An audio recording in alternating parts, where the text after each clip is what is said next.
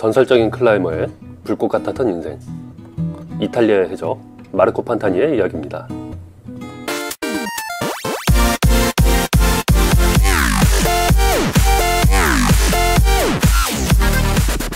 (1970년 1월 13일) 날 태어난 마르코 판타니는 어렸을 때부터 자전거에 재능을 보이며 11살의 나이로 파우스트 코피 사이클링 클럽에 가입합니다. 이때부터 그의 사이클 인생이 시작되어서 젊은 날을 사이클에 바쳐 훌륭한 선수가 되기 위한 발판을 마련하죠. 1990년 20살의 나이로 지로 디탈리아의 아마추어 버전인 지로 비오에서 3등, 91년에는 2등, 92년에 1등을 함으로써 프로 선수로 전향하는 기틀을 마련하게 되었고 1992년 마침내 프로 선수로 전향하는 데 성공을 하게 되었습니다. 이때 활동하게 된 프로팀에서 많은 시합에 출전하며 실력과 경험을 다지게 되었는데요. 1993년 그란프리오 까메오레에서 12등, 지로 델 트렌티노에서 5등, 1995년 콜롬비아 UCI 세계선수권대회에서는 동메달을 획득하는 등 프로 선수로서 많은 활동을 하게 됩니다.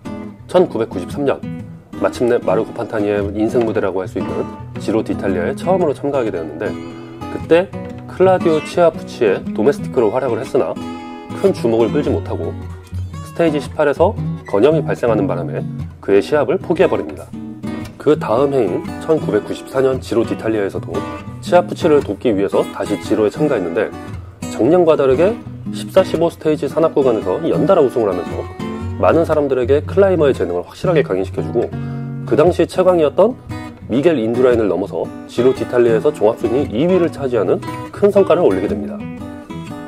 1994년 같은 해 투르 드 프랑스에서 종합 3위를 달성하고 만 25세 미만 가장 좋은 성적을 거둔 선수에게 수여하는 화이트 저지를 따내면서 차기 이탈리아를 이끌 대표적인 선수로 주목을 받게 되었죠.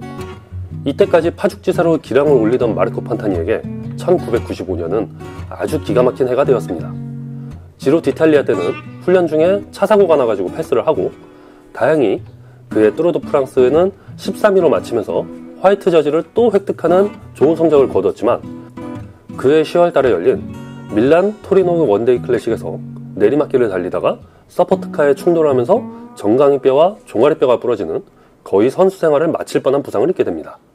1996년까지는 재활로 시간을 보내면서 강한 정신력으로 다행히 복귀에 성공을 했고 이때부터 머리를 빡빡 밀고 두건을 쓰고 나오게 됐는데 그의 패션 스타일과 이를 악물고 공격적인 클라이밍을 펼치는 그의 라이딩 성향을 보고서 사람들을 그를 해적이라 부르게 됩니다. 아쉽게도 이 시절에 정말 운이 따르지 않았던 게 마르코 판타니는 부상 이후에 벼르고 벼러서 1997년 지로 디탈리아에 참가하게 됐는데 대회 첫날 스테이지 1에 참가해서 시합을 뛰는 중간에 갑자기 고양이가 튀어나오는 바람에 자전거에서 낙차를 하는 사고를 당했고 그때 하필이면 다쳤던 다이브를 또 다치면서 그해 지로도 포기하게 됩니다. 시리에 빠졌던 마르코 판타니는 우울하고 지친 나날을 보내다가 정말 마지막이다라 생각하고 그해 1997년 투르 드 프랑스를 참가를 했고 이걸 마지막으로 은퇴할 계획을 세우게 되었죠. 그리고 그해 마르코 판타니는 투르 드 프랑스에서 아직까지도 깨지지 않은 전설적인 기록을 남기게 됩니다.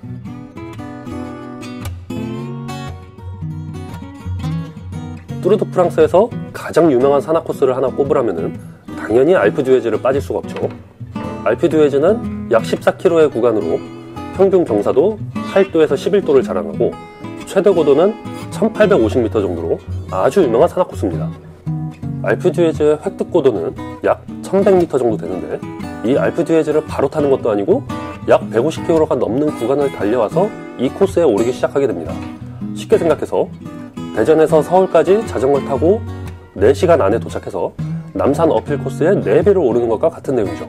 이 알프 듀에즈가 워낙 많은 관중들이 기대를 하고 응원을 하기 때문에 가장 인기 있는 코스 중에 하나입니다.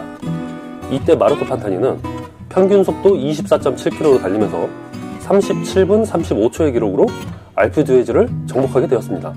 이 기록은 20년이 지난 지금도 깨지지 않고 있으며 마르코 판타니를 이락 최고의 스타로 올려주는 계기가 되었습니다.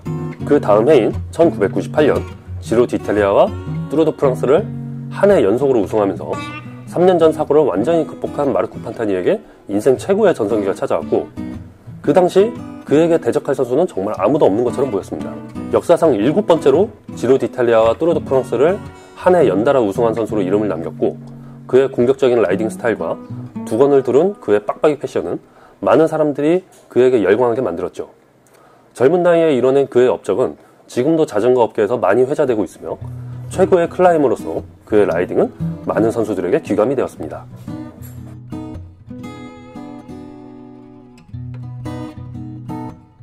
1998년 지로 디탈리아나 뚜르 드 프랑스 모두 많은 선수들과 팀들이 약물 복용으로 적발되어 실격을 당했고, 대회 자체도 스폰서를 잃어버릴 정도의 아수라장이 되었지만, 마르코 판타니는 약물 검사에서 모두 빠져나감으로써 진정한 챔피언이자 아주 깨끗한 선수로 소개되어 자전거 대회 체면까지 살려주고 있었습니다. 1999년 지로 디탈리아 막바지에는 마르코 판타니가 큰 차이로 선두를 지키면서 거의 우승이 확실시되는 수간이었습니다.